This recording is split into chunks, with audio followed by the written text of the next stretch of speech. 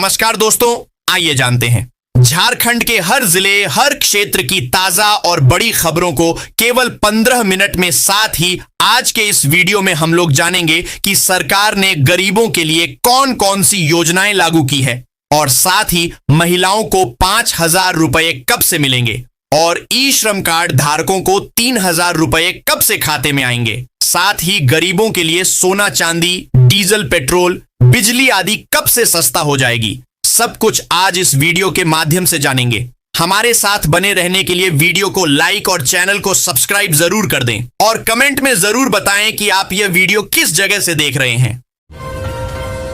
झारखंड के सराफा बाजार में आज सोने की कीमतों में स्थिरता या मामूली बदलाव देखा जा रहा है। वर्तमान में राज्य में 24 कैरेट सोने की कीमत लगभग 7,850 रुपए प्रति ग्राम और 22 कैरेट सोने की कीमत 7,200 रुपए प्रति ग्राम के आसपास बनी हुई है। वैश्विक बाजार के उतार चढ़ाव और डॉलर की मजबूती का सीधा असर रांची, जमशेदपुर और धनबाद जैसे शहरों के भाव पर पड़ता है।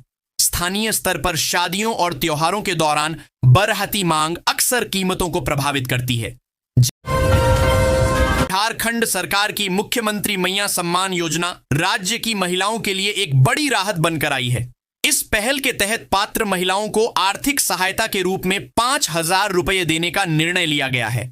इसका मुख्य उद्देश्य महिलाओं को आर्थिक रूप से स्वतंत्र बनाना और उनके पोषण व स्वास्थ्य स्तर में सुधार करना है। यह राशि सीधे बैंक खातों डीबीटी के माध्यम से भेजी जाएगी, जिससे बिचौलियों का डर खत्म होगा। यह कदम महिला सशक्तिकरण की दिशा में एक क्रांतिकारी बदलाव साबित होगा।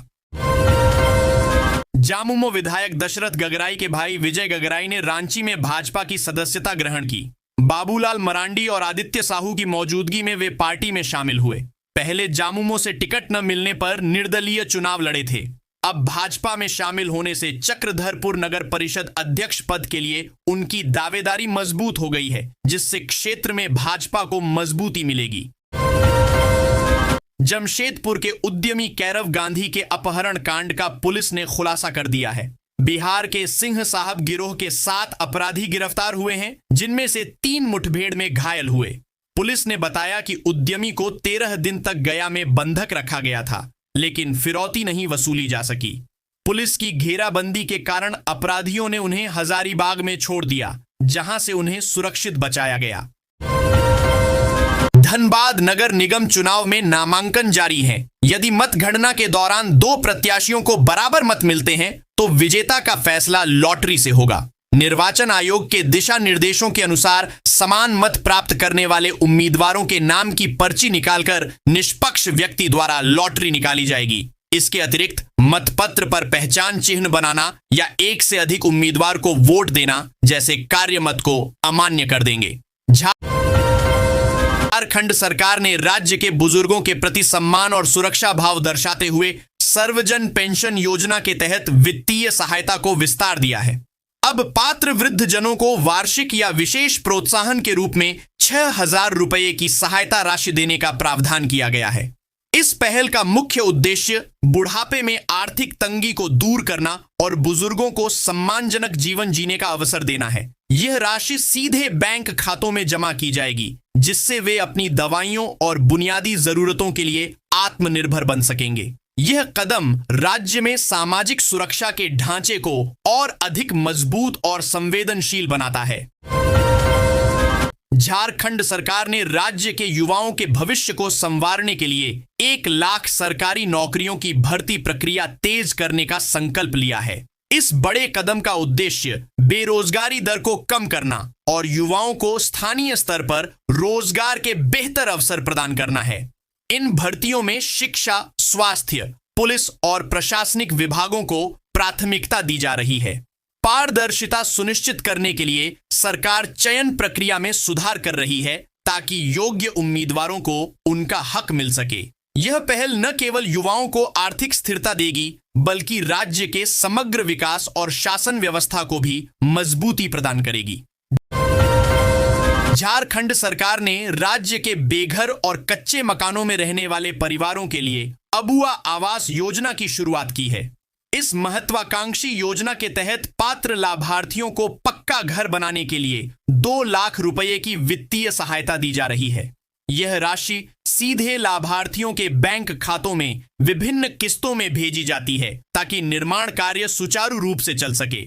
इस पहल का लक्ष्य गरीबी रेखा से नीचे जीवन यापन करने वाले परिवारों को सुरक्षित और सम्मानजनक छत प्रदान करना है। यह योजना ग्रामीण विकास को गति देने और लोगों के जीवन स्तर को ऊंचा उठाने में एक मील का पत्थर साबित हो रही है।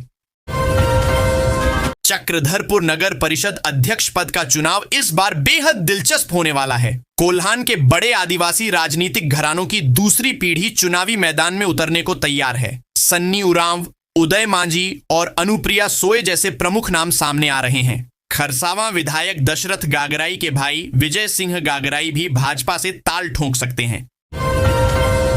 साहिबगंज में केंद्र सरकार की पीएम सूर्य घर मुफ्त बिजली योजना के तहत 10 गांवों का चयन किया गया है जिन्हें सोलर विलेज बनाया जाएगा।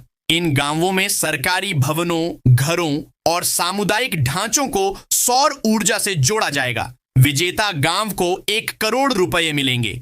योजना का उद्देश्य गांवों को स्वच्छ और ऊर्जा में आत्मनिर्भर बनाना है, जिससे ग्रामीणों को आर्थिक लाभ भी मिलेगा। झारखंड सदर अस्पताल की ओर से रातों रात दीवार खड़ी करने से वकील आक्रोशित हो उठे। धनबाद सिविल कोर्ट के अधिवक्ताओं ने दीवार निर्माण और पार्किंग समस्या को लेकर पेन डाउन हड़ताल की। इससे न्यायिक कार्य पूरी तरह ठप रहा। एसडीओ और डीएसपी ने शुक्रवार सुबह तक दीवार हटाकर गेट लगाने और पार्किंग समस्या के समाधान का आश्वासन दिया। शुक्रवार को भी धरना जारी है। आज महात्मा गांधी की पुण्यतिथि पर झारखंड में उन्हें याद किया गया। मुख्यमंत्री हेमंत सोरेन और बाबूलाल मरांडी ने बापू को नमन किया। यह अवसर है गांधी जी की झारखंड यात्राओं को याद करने का। यहां जमशेदपुर में मजदूरों से संवाद से रामगढ़ कांग्रेस तक कई महत्वपूर्ण पड़ाव तय किए। उन्होंने मजदूरों, किसानों और हरिजनों से संवाद कर अहिंसा, सामाजिक सुधार और स्वतंत्रता संग्राम की लौ जलाई। झारखंड कांग्रेस के मंत्रियों के खिलाफ माहौल बनाने वाले विधायकों को दिल्ली दरबार से सख्त संदेश मिला है। राहुल गांधी और मल्लिकार्जुन खड़गे ने अनुशासनहीनता पर 0 टॉलरेंस की बात कही। सार्वजनिक असहमति और गुटबाजी बर्दाश्त नहीं की जाएगी, अन्यथा अगले चुनाव में टिकट से वंचित किया जा सकता है। आला कमान ने संगठन और सरकार के बीच समन्वय बनाए रखने तथा शिकायतों को आंतरिक मंचों पर रखने पर जोर दिया। राज्य में 64 इंस्पेक्टरों को डीएसपी पद पर प्रोन्नति मिले 7 माह हो गए, लेकिन पदस्थापन नहीं हुआ। इस कारण 4 और अधिकारी शनिवार 31 जनवरी को इंस्पेक्टर के रूप में ही सेवानिवृत्त हो जाएंगे। उन्हें डीएसपी पद का लाभ नहीं मिलेगा। झारखंड पुलिस एसोसिएशन ने सरकार के प्रति नाराजगी व्यक्त की है। गृह सचिव ने सेवानिवृत्त होने वाले अधिकारियों के पदस्थापन का आश्वासन दिया है। इसको लेकर झारखंड पुलिस में नाराजगी है। झारखंड आयशा सिंह, 3rd जेंडर, ने जयराम महतो की पार्टी जेएलकेएम ज्वाइन कर मेदिनीनगर नगर निगम मेयर पद के लिए अपनी उम्मीदवारी की घोषणा की है। उनका लक्ष्य मेदिनीनगर को स्वच्छ, सुरक्षित और समावेशी शहर बनाना है। यह कदम झारखंड की राजनीति में सामाजिक समावेशन का एक नया अध्याय जोड़ता है, जिससे 3rd जेंडर समुदाय की भागीदारी को बल मिलेगा। इससे पहले भी देश में किन्नर रह चुकी हैं विधायक व मेयर। पढ़िए रिपोर्ट। झारखंड लोक सेवा आयोग ने 2025 की संयुक्त असैनिक सेवा परीक्षा के लिए 103 पदों पर नियुक्ति की घोषणा की है। इनमें 28 उपसमाहर्ता और 42 पुलिस उपाधीक्षक के पद शामिल हैं। ऑनलाइन आवेदन 31 जनवरी से 14 फरवरी तक भरे जाएंगे। प्रारंभिक परीक्षा 8 मार्च और मुख्य परीक्षा 2 से 4 मई को संभावित है। इस परीक्षा में शामिल होने के लिए अवसरों की कोई सीमा नहीं है। दक्षिण पूर्व रेलवे में विकास कार्यों के कारण रांची और चक्रधरपुर मंडल की कई ट्रेन सेवाएं प्रभावित हुई हैं। हटिया बर्धमान मेमू का परिचालन गोमो हटिया के बीच रद्द रहेगा, जबकि टाटा नगर हटिया एक्सप्रेस का मार्ग बदला गया है। रांची सासाराम एक्सप्रेस विलंब से चली और टाटा नगर हटिया मेमू का टर्मिनल आदित्यपुर कर दिया गया है। यात्रियों की सुविधा के लिए Bokaro steel city Bardhaman MEMU को कुछ स्टेशनों पर प्रायोगिक ठहराव दिया गया है। झारखंड सरकार ने राज्य के गरीब परिवारों को बड़ी राहत देते हुए निःशुल्क गैस सिलेंडर प्रदान करने की योजना शुरू की है। इस पहल का मुख्य उद्देश्य महिलाओं को लकड़ी के धुएं से होने वाली बीमारियों से बचाना और पर्यावरण को स्वच्छ रखना है। इस योजना के तहत उज्ज्वला योजना के लाभार्थियों और पात्र परिवारों को साल में निश्चित संख्या में मुफ्त रिफिल उपलब्ध कराए जा रहे हैं। इससे न केवल गरीब परिवारों के ईंधन पर होने वाले खर्च में कमी आएगी, बल्कि ग्रामीण क्षेत्रों में जीवन स्तर में भी सुधार होगा। यह कदम महिला सशक्तिकरण और स्वस्थ झारखंड की दिशा में एक सराहनीय प्रयास है। झारखंड सरकार ने राज्य के अन्नदाताओं को बड़ी राहत देते हुए झारखंड कृषि आरण माफी योजना के तहत किसानों का कर्ज माफ करने का ऐतिहासिक निर्णय लिया है। इस योजना के माध्यम से छोटे और सीमांत किसानों के बकाया आरण को माफ कर उन्हें कर्ज के बोझ से मुक्त किया जा रहा है। इसका मुख्य उद्देश्य किसानों की आर्थिक स्थिति में सुधार करना और उन्हें दोबारा खेती के लिए प्रोत्साहित करना है। कर्ज माफी की यह प्रक्रिया पूरी तरह डिजिटल और पारदर्शी है, जिससे पात्र किसानों को सीधा लाभ मिल रहा है। यह कदम न केवल कृषि क्षेत्र को मजबूती देगा, बल्कि राज्य में किसानों की आत्महत्या जैसी समस्याओं को रोकने में भी सहायक सिद्ध होगा। भारतीय क्रिकेट टीम के पूर्व कप्तान महेंद्र सिंह धोनी ने मुख्यमंत्री हेमंत सोरेन से अचानक मुलाकात की, जिसकी तस्वीर सीएम ने एक्स पर साझा की। इस मुलाकात की वजह स्पष्ट नहीं है, लेकिन नए साल की शुभकामनाओं का आदान प्रदान माना जा रहा है। झारखंड सरकार धोनी को पर्यटन का ब्रांड एम्बेसडर बनाने और खेल बुनियादी ढांचे में उनके अनुभव का लाभ लेने पर विचार कर रही है। मौसम विज्ञान केंद्र रांची के अनुसार राजधानी रांची समेत झारखंड में अचानक ठंड बढ़ गई है। गुरुवार को न्यूनतम तापमान 15.1 डिग्री सेल्सियस दर्ज किया गया, जो 2.2 डिग्री कम है। उत्तरी हवाओं के कारण अगले 2 दिनों में तापमान में 3 से 4 डिग्री की ओर गिरावट संभव है। साथ ही सुबह कोहरा भी रहेगा। 4 फरवरी के बाद मौसम में सुधार की उम्मीद है। रिम्स प्रबंधन ने वार्डों में हालिया मारपीट और हंगामे की घटनाओं के बाद सुरक्षा व्यवस्था मजबूत करने का फैसला किया है। अब वार्डों में सुरक्षा कर्मियों की संख्या बढ़ाई जाएगी, सीसीटीवी कैमरे लगेंगे और निजी सुरक्षा गार्ड तैनात किए जाएंगे। नर्सों की कमी भी एक बड़ी समस्या है, जिसके लिए 200 आउटसोर्स और 144 नियमित नर्सों की भर्ती की जाएगी। इसका उद्देश्य मरीजों और स्वास्थ्य कर्मियों की सुरक्षा सुनिश्चित करना है। रांची जिला प्रशासन ने नगर निकाय चुनाव के लिए विस्तृत परिवहन योजना तैयार की है। चुनाव संपन्न कराने हेतु कुल 800 वाहनों की आवश्यकता होगी, जिनमें 650 रांची के लिए, 50 बुंडू के लिए और 100 आरक्षित होंगे। वाहनों का उपयोग मतदान सामग्री और कर्मियों के आवागमन के लिए होगा। स्कूलों और ट्रांसपोर्टरों से समन्वय स्थापित किया जा रहा है, जिसमें परीक्षा प्रभावित न होने का विशेष ध्यान रखा गया है। झारखंड में राशन कार्ड गरीब परिवारों के लिए खाद्य सुरक्षा का मुख्य आधार है। इसके जरिए कार्ड धारकों को हर महीने बेहद सस्ती दरों पर चावल और गेहूं मिलता है। साथ ही समय समय पर नमक और चीनी जैसी अन्य जरूरी वस्तुएं भी मुहैया कराई जाती हैं। खाद्यान्न के अलावा यह कार्ड आयुष्मान योजना के तहत मुफ्त इलाज पाने और विभिन्न सरकारी योजनाओं में पहचान पत्र के रूप में भी बेहद उपयोगी सिद्ध होता है। मुख्यमंत्री हेमंत सोरेन ने अबुआ दिशोम बजट संगोष्ठी में युवा झारखंड के लिए एक मजबूत, संतुलित और समावेशी बजट की वकालत की। उन्होंने कहा कि बजट राज्य की संभावनाओं को आकार देगा, राजस्व बढ़ाएगा और जन आकांक्षाओं को परिलक्षित करेगा। दावोस और लंदन के अनुभवों से राज्य को नई दिशा मिलेगी।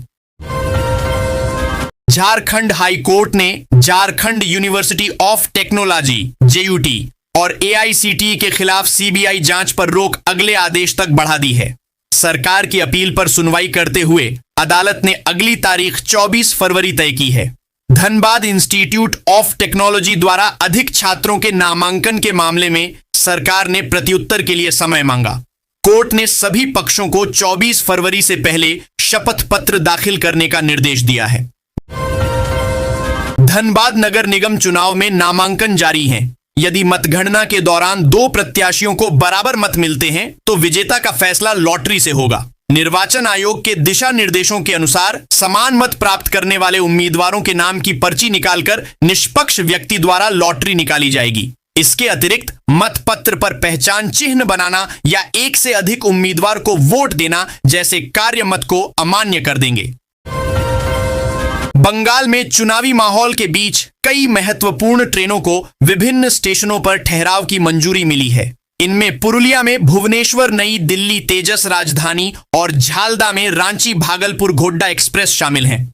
टाटा बक्सर एक्सप्रेस अनारा में रुकेगी। रेल मंत्री अश्विनी वैष्णव ने पुरुलिया सांसद को इसकी सूचना दी। इन ठहरावों से क्षेत्र की कनेक्टिविटी बेहतर होगी, खासकर पुरुलिया के पर्यटन स्थलों के लिए।